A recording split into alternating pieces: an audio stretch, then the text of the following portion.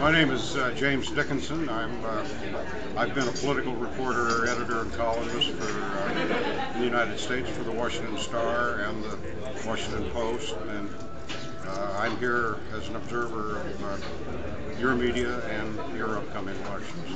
Okay, first of all, James, thank you very much for this opportunity, and we really appreciate your presence here in the Philippines.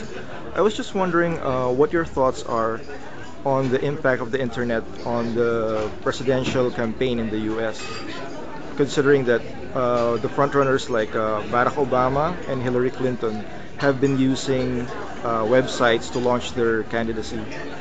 The impact will be enormous and increasingly so, and it already has been. We've had several instances of that. In the 2004 presidential election, Howard Dean made an unsuccessful run for the Democratic nomination, but he demonstrated the enormous fundraising power of the internet. He had a young advisor who understood computers and the internet.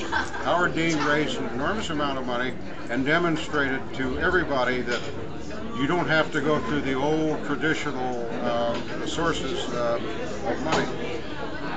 When John Kerry in the general election, a group of Vietnam veterans who were angry with him for his opposing the Vietnam War back in the 1970s after he got out of the Navy and came back from Vietnam, even though he had been decorated with the Silver Star, the Bronze Star, and the Purple Heart.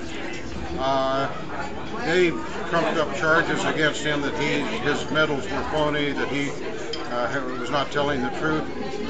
And those charges got enormous circulation because of the internet.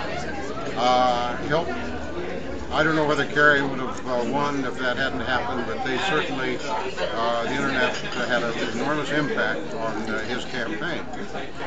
Then, in the Senate elections last year, Senator George Allen of Virginia, who was supposed to be a sure thing for re-election to the Senate and then a strong candidate for the Republican nomination for president next year, made an offhand remark, calling a young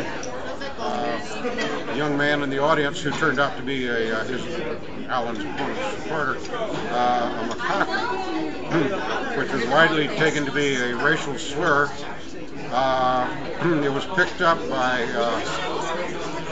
cameras, much like the one you're using, circulated finally all over the nation, and probably cost Allen his Senate seat and certainly any chance at running for president.